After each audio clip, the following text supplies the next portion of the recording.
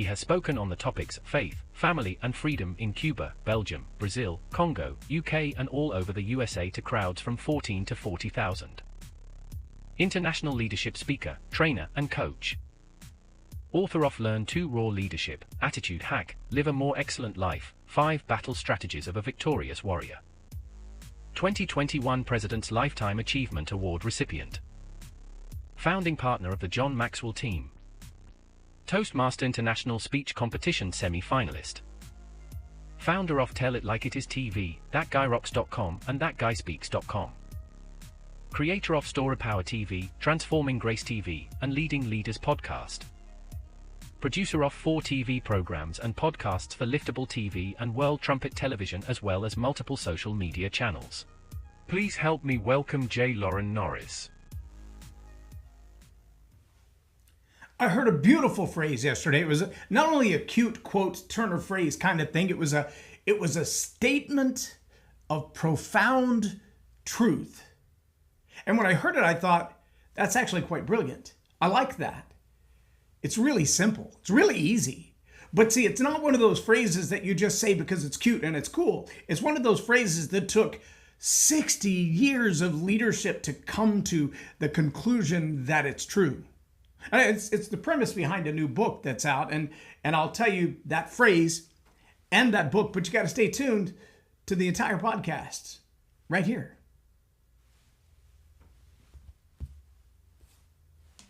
Subscribe now for our extensive video library of leadership lessons promoting faith, family, and freedom.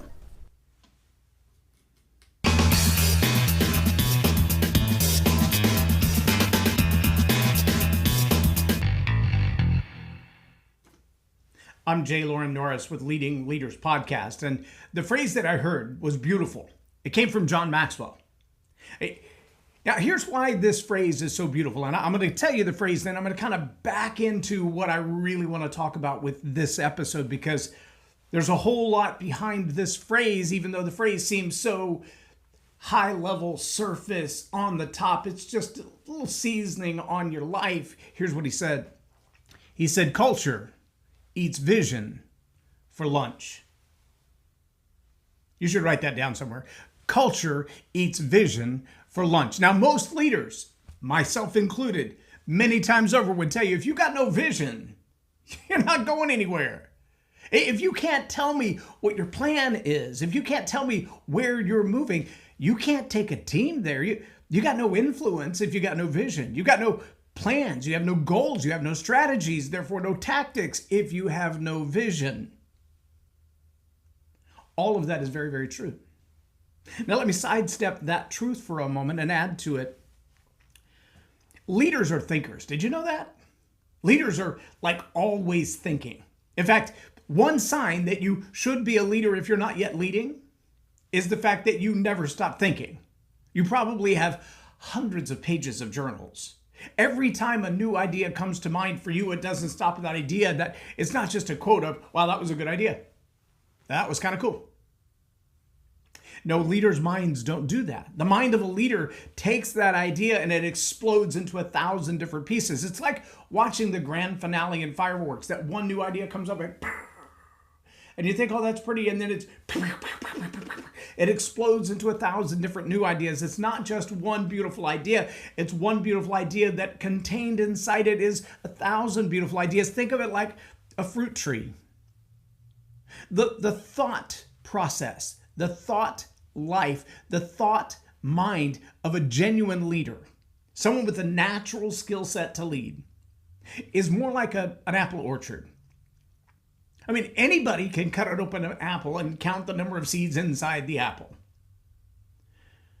But no one that I know, not the greatest horticulturist, scientist, biologist in the world, can look at an apple and tell you it has 7 seeds. Therefore, those 7 seeds will produce X number of trees, and therefore those X number of trees will produce X number of apples. Anybody can tell you how many seeds are in the apple. No one can tell you how many apples are in the next seed. When you have the mind of a leader, when your natural skill set, when your natural gifting is leadership, your mind works like that. Now, let me also tell you another truth behind that. When those thoughts begin to explode in your mind, the new apple trees, the new apple orchards, the flourishing of these ideas, Dr. Caroline Leaf says a toxic thought, you can look at it on an MRI, the dendrite process of a toxic thought, little branches look like those trees on the Halloween greeting cards where they're dead and they're gnarly and they're dark and they're black and there's nothing new. On the other hand, a positive thought that's nurtured, that you just keep growing on. It doesn't grow these dead dendrite trees. It grows what looks like a bunch of little leaves, and every new thought creates another new thought, and every healthy thought creates another healthy thought. And you have this orchard of good positivity in your mind. But see, sometimes the challenge is if you haven't intentionally disciplined and trained your mind, if you haven't fed into your mind, into your heart and your soul, the amount of necessary evaluation, self-awareness, your own critical thinking, then what happens is you have these thoughts and they spawn new thoughts and they spawn new thoughts, and there's no barometer as to whether they're positive thoughts with all the healthy leaves and dendrites of new proteins being created in the brain, or they're negative thoughts that are creating toxic hormonal mixtures inside your body. And if you listen to Dr. Caroline Leaf long enough, you'll understand just how dangerous that is, because in her own words, I believe it's in Who Switched On My Brain, but I believe it shows up in almost every book she's written, 75 to 98% of all chronic illness, inflammation, cancers, tumors, diet and weight gain problems, thyroid problems can be linked back biogenetically to toxic thinking. Let that settle in your pretty little head for a moment and understand that when your brain, as a leader, someone naturally skilled and gifted, created from the origin to be a thinker, has this firework explosion, and every thought is like the seed in the apple. You have no idea how many apples are going to be in that orchard, in those trees, and how many more apples those will produce. If you're not in control of, are these dead trees or good trees, they will still proliferate. Thoughts in your mind, whether toxic or healthy, are like cockroaches and bunnies. They reproduce on their own. It's almost like they're asexual. They just keep coming. And the challenge for a leader who doesn't get those thoughts outside of their head, for somebody to go, whoa, whoa, whoa, whoa, whoa. You need to stop thinking like that. If you don't have an environment where you can express yourself and have somebody go, that's actually quite brilliant, but what if we added this and this and this and this and this and this and this, and suddenly your fireworks explode again. Your orchard, it seeds again. The fall comes and those apples that weren't harvested, they fall to the ground, and guess what? The seeds get trampled into the dirt and they germinate. More trees, more apples, more seeds, more harvest. And when your thoughts get that shaking of somebody else looking at your thought going, oh, no, we're not going anywhere with that, because that's actually a toxic thought. It's a little narcissist. It's also a negative view of other people. It's also not true of the marketplace. That's a product that will never sell. That's a service that no one wants.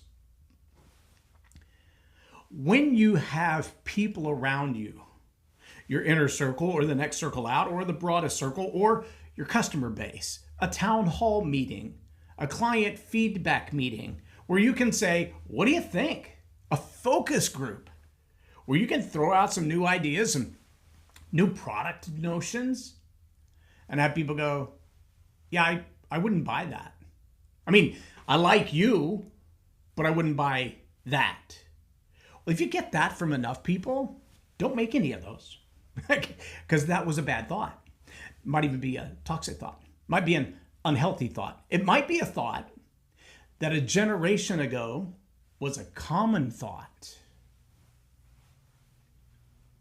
Think about how many times a thought has come to your mind, or a word that just wants to come out of your mouth.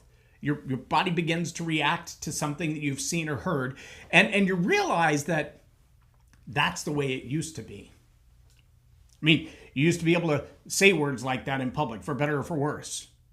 But now saying a word like that in public in some places could literally get you locked up. In other places will likely get you beat up. In other places will just simply get you canceled. But we don't use words like that. See, when that thought still has hold in your mind, and that thought is a toxic thought. That thought is creating disharmony in your relationships, disharmony in your subconscious mind. It's creating hormonal problems in your physical body. And when you can't figure out why you can't sleep, and you can't figure out why your diet's not working, and you get sick with everything that you eat, and there's a real good chance it's the toxic thinking. It's the old way of thinking. It's the bad relationships you've held on to. It's the memories that you still go back to, that you still call on, that they don't serve you well anymore. Maybe they never did in the first place. But see, the thinking that goes on inside your mind, when it's trapped inside your mind, it's of no good to anyone. That thinking, especially if it's toxic thinking, trapped inside your mind, will destroy you and everything you care about. It will lead you down paths of self-destruction, bad spending habits, the inability to earn, a drive toward laziness or slothfulness, or procrastination is the more pleasant word for doing nothing all day.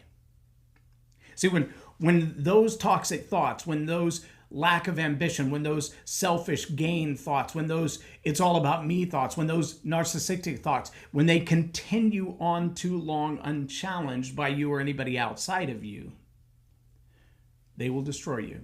And I don't care how high you've achieved so far. I don't care how much you've successfully done, how much money you put in the bank, how many awards you've won, how many movies you've starred in. We have a litany of people that we would have looked at the pinnacle of their success, a Bill Cosby, a Robin Williams, a Kurt Cobain, and said, wow, look at their accomplishments. They are so good. And yet the thinking inside their head that got trapped inside their head because they had nobody to talk to in their circle that they could trust to just vent, to share an idea and have somebody go, wow, that's really dark. Maybe you should consider doing away with that thought and perhaps replacing it with something like this or with that or anything other than that thought, because that thought's going to destroy you. No, the bad behaviors, the bad choices, the horrible relationship choices, the visits to a particular island, they destroy reputations. They destroy relationships. They destroy careers. They destroy legacies. And they all start with the thought. All of them. Everything you do in life is a thought before it's a thing. It's a thought before it's an attitude. It's a thought before it's a habit. It's a thought before it's the driving force behind everything you do. It's a thought.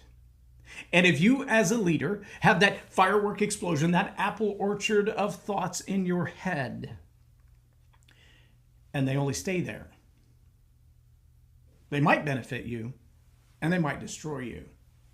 But if you don't have anybody to look at them and go, yeah, that one kind of stinks. That's a really bad thought. I wouldn't eat that apple. It smells rancid. At some point, you've got to have other people who speak into your life and who listen to those thoughts as they come out of your head and they go, good one, bad one, good one, bad one. I don't know. Let's discuss it. That one seems a little odd to me. I've never seen a purple apple before, so let's kind of dig into how did it get to be purple. And the thinking that you have, whether it's about business development or new markets or new products or new ideas, about new ways of dealing with clients. Yesterday, I talked on this podcast in the last episode about being a leader or a speaker who's sometimes asked to speak in what might be called a hostile environment, meaning they've asked you because of certain realms of your expertise, experiences, and successes to come share your knowledge and your wisdom, but there's certain things about the way you think, about your worldview, about your ideas, about maybe even your past successes. They're like, you know what? Talk about this. Don't talk about that. And there were many leaders who would instantly say, well, I'm not willing to come then. If I can't give you all of it, I'm not going to give you any of it. And then there are other leaders who say, well, you know, I'll give you what you want. But you might want to know this. John Maxwell does this quite regularly, and he does it quite well. There are really 6 secrets to success, he says. Today, I'm going to give you 5 of them. People are like, why don't we get all of them? Well, because the sixth one, I have to have permission to share kind of one-on-one because it's pretty personal, it's pretty private. So let me give you the 5, and he'll run down the 5. And by the time he's done with the 5, they're like, those are so good. We want number 6.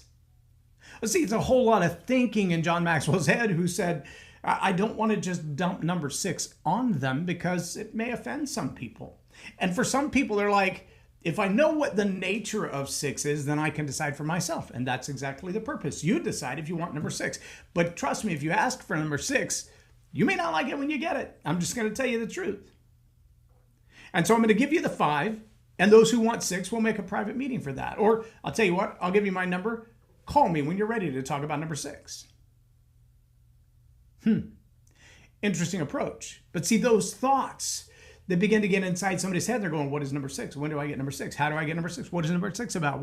Why are these 5 so powerful? How much more powerful is 6? Because he already told me that if I got these 5, but I don't have 6, these 5 can only go so far. But if I have 6, then 5s are exponentially increased.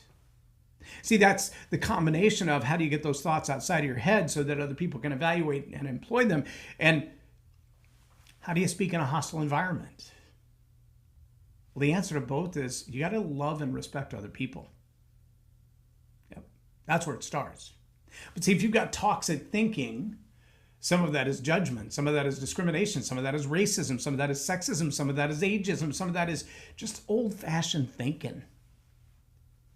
There's actually an ancient text that says, by your traditions, you've made the truth have no impact. Wow.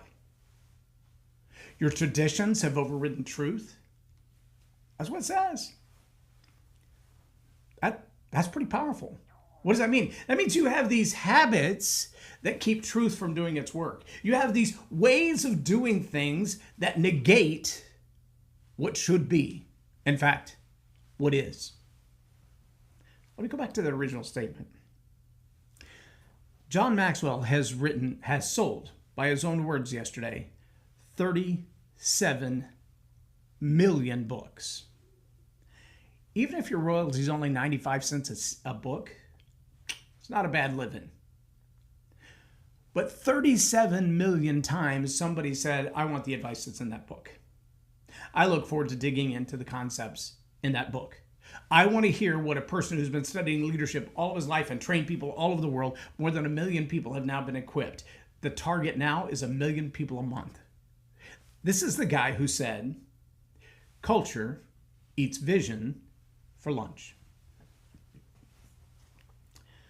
Vision is important. We've already discussed that. So what is it about culture that allows culture to eat vision for lunch? The thoughts inside your head. Sometimes they stay there because, as a leader, you don't trust the people around you. Sometimes they stay there because you don't trust the thoughts themselves. Sometimes they stay there because of convention or conviction. You hold on to them knowing, if I share this, I could get canceled. If I share this idea, if this thought running through my head has any truth to it, any merit whatsoever, it means the whole world is different than I thought it was. My conception of truth gets rearranged if somebody validates that thought. I thought to myself, XYZ. And then somebody else said, no, you're exactly right. And I didn't want what I thought to be true. See, that's a whole unique kind of toxic thinking. What is culture? Culture is how you actually do, how you actually get things done. Culture is when you can decide if the team around you is trustworthy with your deepest, darkest secrets. Can you tell the truth to the people in your immediate circle? Will you destroy yourself if you do? Will they take your deepest, darkest secrets and use them against you as blackmail? Well, now, just the idea that that's a possibility, that becomes toxic thinking that begins to impact your physical body, your hormones, your thought processes, your aging. If you feel stressed out because you don't trust the people in your inner circle, then you hold all of those thoughts in, you compartmentalize them, you bottle them up, and they eat you up from the inside like stress and anger and depression and frustrations. Culture. Culture is also what says, when I have a new thought, I'm going to sit down at a brainstorm meeting with these 5 people, and these 5 people are the ones that I trust. Maybe it's a spouse, maybe it's a best friend, maybe it's somebody on your board, maybe it's somebody who's completely removed from your life, but trustworthy with your deepest, darkest secrets and wise beyond their years. That's someone that you only meet with once a year. And so you have a chance to sit down and have that conversation. But see, in an intimate relationship, like a husband and wife relationship, a business partner's relationship, sometimes you got to have those hard conversations, and nobody really wants to know what you're thinking, but they need to know. They might even be terrified of the truth of the thoughts. But there are a lot of people who've been silenced in life, not because they don't think anything, not because they don't have anything to say, but because they've never been given the space to say it safely. Is your culture within your team, within your family, within your inner circle, is your culture a safe space to share ideas, to share thoughts, to share feelings, to share emotions, to express attitudes, or is it so suppressed? Don't really tell me what you're thinking, just tell me what I want to hear. Don't really tell me what happened, just tell me the outcome that I'm looking for. In fact, don't come back to me and express anything until you can say to me what I want to hear. I know you've all lived in that environment. I've personally worked around leaders who will tell you from the day you meet them, I have an open door policy. But when you come knocking on the door and you say, hey, I'd like to share an idea with you, I'd like to share a thought with you. If it's not in line with the thinking they're already thinking, they have no interest in it. Culture eats vision for lunch. If you have the grandest vision ever and you've clearly articulated it to your entire team, they know exactly where you're going. They know exactly what their role is. They know exactly what to do. It's in line with the purpose of your team and the priorities that you've established for them. If that's the case, and yet your culture doesn't lend to open conversation, it doesn't lend to people thinking outside the box, it doesn't lend to the open expression of thoughts to begin with, your vision is irrelevant. Your culture won't make it happen. Culture eats vision for lunch. That's a pretty profound statement. How you think in yourself as a leader with the firework explosion in the apple orchard versus shutting down thinking, not only your own, but everybody else's, because your culture doesn't lend to those open conversations about tough topics. That can be a problem. But see, understand that attitude is the only thing more infectious, more contagious than a common cold. If you get a bad attitude in your organization and there's no place to express these thoughts, it's going to grow up inside like a virus undetected. Like an infection that you might get in your foot when you step on a grass burr and you forget about it and you don't feel it because it doesn't hurt every day until one day you look down and you got this giant red infected space and they tell you, sorry, we're going to have to cut your whole leg off because this infection is in the bone and you're going to die if we don't cut it off. Well, that's what happens when an infectious something, a bacteria, a thought, a relationship begins to filter itself into the bloodstream of your organization. Culture eats vision for lunch. Maybe that's why they call it a culture when they put bacteria in a tray and watch it under a microscope. Culture eats vision for lunch. You've got to make space for those thoughts to be brought up, to be expressed, your own and others, in a safe space. You've got to create an environment for that to happen. You've got to get those thoughts outside of your head because some of them will benefit, change, alter, and transform the lives of other people according to the priorities of your organization, according to the purposes of your organization. If you have those priorities and purposes aligned, if your culture gives space for those thoughts to be expanded upon, to be stretched, to grow, to be challenged, to be evaluated, then you can see those thoughts kind of hammered into shape, put into place, aimed in the right direction. And if not, a toxic culture will eat your vision for lunch. A toxic culture will eat your vision for lunch. As a leader, You're a thinker. Get those thoughts outside your head. Get them into the trusted people on your team. Get them into the life, the priorities, the purposes, and the culture of your organization. And you will see lasting change, legacy building change. And if you don't, you might need to see a doctor. I'm J Loren Norris with Leading Leaders Podcast, or Tell It Like It Is TV. Have a blessed day. Loren is a master teacher on storytelling, and I learned so much. I'm really going to have to sit down and go back through everything, and I think I might have to have some more coffees with Loren, but it was totally worth my time, and I really highly recommend it if you're looking to grow your ministry, grow your business, grow your career. Loren will serve you well. Thank you.